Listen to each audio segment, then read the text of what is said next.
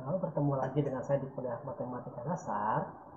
Kali ini kita masih tetap bicara tentang turunan sampai akhir perkuliahannya. Kali ini kita bicara tentang maksimum dan minimum, ya. Untuk kalian sudah belajar di SMA ya. Mungkin saya sekedar mengulangi aja ya. Nah, idenya begini. Kalau kita punya fungsi f itu dari domain s ke bentuknya bilang real ya, fungsi real ya. Pertanyaan pertama adalah eh, apakah fx punya nilai maksimum atau nilai minimum, oke. Terus itu kapan dicapainya, jadi saat x berapa dicapai ya. Oke, dan jika ada juga itu titik-titik tadi itu berapa nilai maksimum dan nilai minimumnya. Itu tiga buah pertanyaan yang mendasar ya. Nah, oleh karena itu kita definisikan apa itu nilai maksimum atau minimum ya.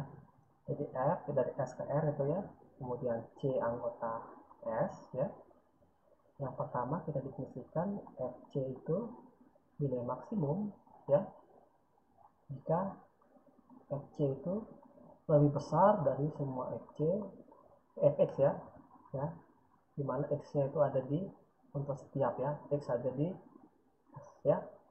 Nah, sebaliknya kalau dikatakan minimum titik ini apa, nilai minimum ya, jika fc itu lebih kecil sama dengan fx untuk semua x di s ya. Nah, yang ketiga fc dikatakan nilai ekstrim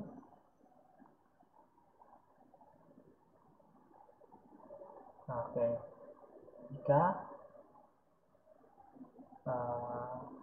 fc itu nilai maksimum atau nilai minimum ya.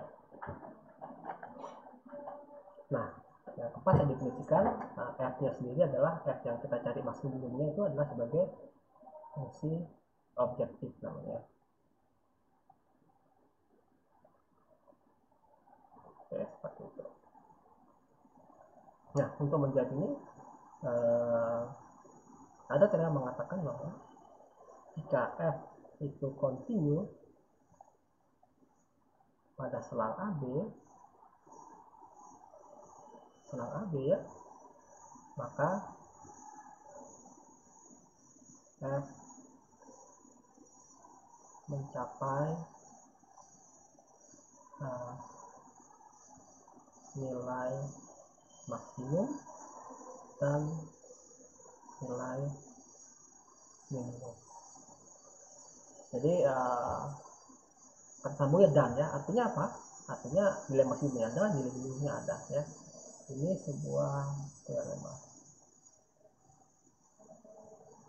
Oke. Nah, mungkin sedikit gambaran kayak gimana sih atau kapan sih fungsi itu mencari maksimum ya, saya berikan gambaran ya. Kalau fungsinya seperti ini ya, maka nilai maksimumnya jadi ujung-ujung ya, seperti ini ya. Jadi nilai maksimum dan minimumnya dicapai pada titik ujung ya, endpoint titik ujung. Nah, kalau tidak di titik ujung, maka kita katakan dia di titik stasioner ya, artinya di mana fungsinya itu ada turunannya di titik ya. Nah, membedakan fungsi kontinu atau tidak kontinu itu yang penting kita nggak angkat garis gitu ya, nggak angkat tangan saat mengambil fungsinya. Nah, kalau fungsi punya turunan, dia harus harus juga mulus gitu, tidak boleh ada crooked-nya ya. Nah, kalau orang sasak ngerti apa itu crooked ya. Nah, ini saat dia punya turunan di sini ya, itu kita katakan titik stasioner ya. Artinya di mana turunannya sama dengan 0 ya, absen C sama dengan 0 ya, di C yang mana aja ya. Nah, ini adalah fungsi yang tidak punya turunan di sini ya, dan ini adalah fungsi yang tapi kontinu ya, tapi di sini fungsi yang tidak punya turunan dan tidak kontinu juga ya. Ini kita namakan titik singular ya. Nah, kita pasti akan kalau FC itu adalah nilai ekstrim, maka C-nya itu pasti kalau nggak titik ujung pasti titik sesioner atau titik singular seperti itu ya. Sehingga orang membuat teorema bahwa kalau kita punya f itu fungsi dari i ke r, i-nya suatu interval ya. Jika fc itu nilai ekstrim artinya maksimum atau minimum ya, salah satu, maka yang pertama salah satu benar ya, maka terpenuhi C itu titik ujung ya, titik ujung seperti yang gambar keempat. Yang kedua C nya titik stasioner ya, artinya f aksen C itu sama dengan 0. Yang ketiga C itu titik singular. Titik singular artinya f aksen C itu tidak ada. Oke, jadi ada, kalau kita mencari nilai ekstrim kita cukup selidiki nilai-nilai di titik yang tiga ini ya, titik ujung, titik sentral, titik singular ya. Contoh aja dah.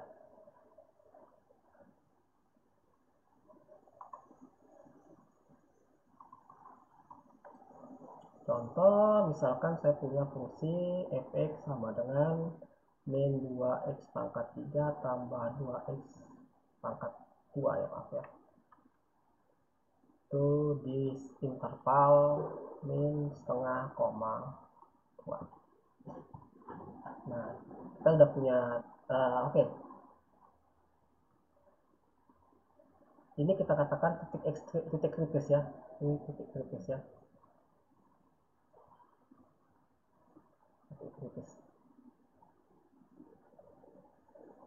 Nah, ini sering dikatakan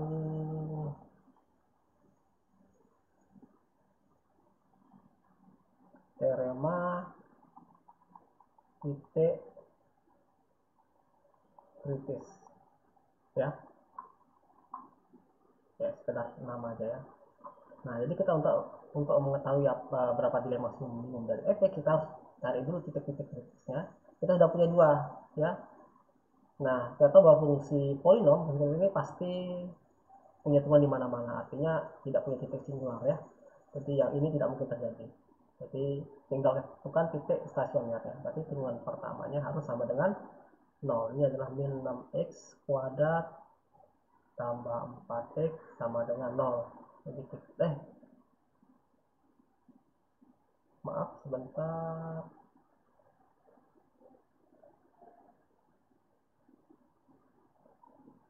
Ini harusnya 3 ya tadi ya. Maaf ya. Ini jadi 6x ya.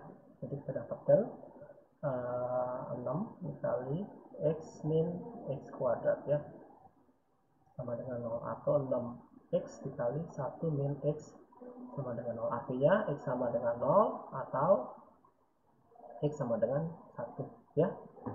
Jadi kita sudah punya 4 titik kritis, 1 2 3 4 ya.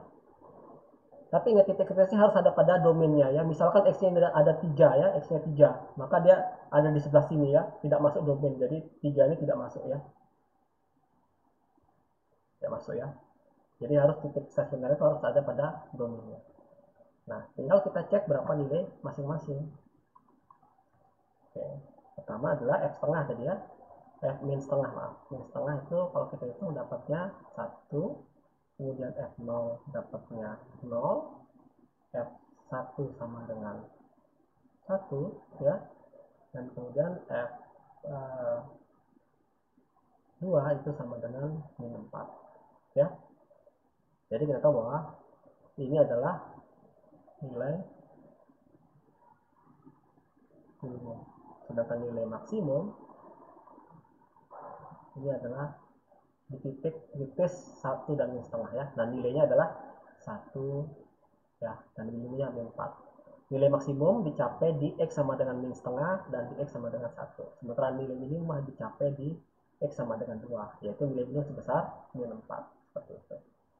Oke, saya kira mudah ya. Dan sudah di SMA juga, oke? Mungkin video kali ini cukup sampai segini, oke? Sampai ketemu pada video selanjutnya.